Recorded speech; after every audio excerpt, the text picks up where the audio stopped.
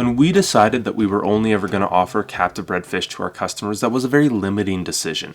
There's such a wide variety of beautiful wild fish in this hobby, and such a small percentage of them have ever been successfully captive-bred. But that small percentage is increasing, and one of the most recent and most exciting additions for us is the captive-bred yellow tang. And we couldn't be more happy to finally offer this fish to Canadians. Captive-bred yellow tangs are by no means a new thing. They started doing work on breeding these fish years ago, and in the past you would occasionally see these fish pop up for $1,000 a fish in very limited quantities. It's only in the recent months that they've been able to offer these fish at a much more commercially viable price, and I believe as breeding efforts continue, we'll see this price continue to drop. Now, I know other Zebrasoma tangs are being worked on as well, and I think you'll see a similar trend with them. They're going to start off at these crazy high prices and slowly come down as more and more successful breeding is happening to where they can be a more commercially viable fish and, in fact, be cheaper than their wild counterparts. I think it's time we address the elephant in the room. Why do these yellow tangs look like this? This is not the typical look we have all come to expect of yellow tangs, and there's two main reasons for why they look the way they do. So first, let's talk about their pale or clear coloration. Obviously, we've all come to expect yellow tangs to be a vibrant yellow coloration, and when you see the captive-bred ones, they're not that. They tend to be a little bit clearer. Sometimes you can see their organs or their skeletons through their flesh, or a more pale yellow. There's a simple answer to this. That's just what a juvenile yellow tang looks like. These vibrant yellow ones that we've all seen coming from the wild, they look like that at some point in time when they were younger.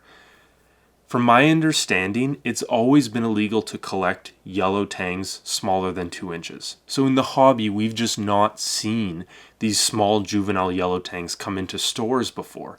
And now that we're dealing with captive-bred ones, they're obviously being shipped out a lot smaller. And so we're noticing this distinct difference in how these juveniles look versus the adult yellow tangs. Yes, these fish are more pale in coloration, but it will go away. They will brighten up, and in our experience keeping these fish, feeding them nori tends to brighten them up faster than the other foods that we've been offering them. Second, let's talk about difficulties with breeding fish. I think a lot of people are used to these perfect captive-bred clownfish and dottybacks that we have today, and they forget that when people in the hobby first started breeding those fish, they had issues. They weren't perfect. They didn't look like they do today. And that's a lot of what we're seeing with captive-bred yellow tangs.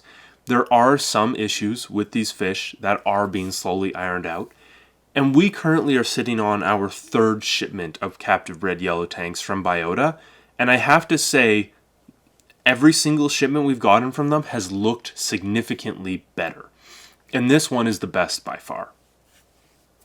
Now the main issue I'm seeing brought up is the head and lateral line erosion that some, if not most, of these fish are showing. Although I have to say with each batch we get from Biota, there's significantly less of this. So I do believe giving them enough time, they will eventually eradicate this problem from their captive-bred yellow tangs. That being said, this is only a cosmetic issue, and I've heard from people we've sold the fish to that it does slowly disappear over time, although not entirely.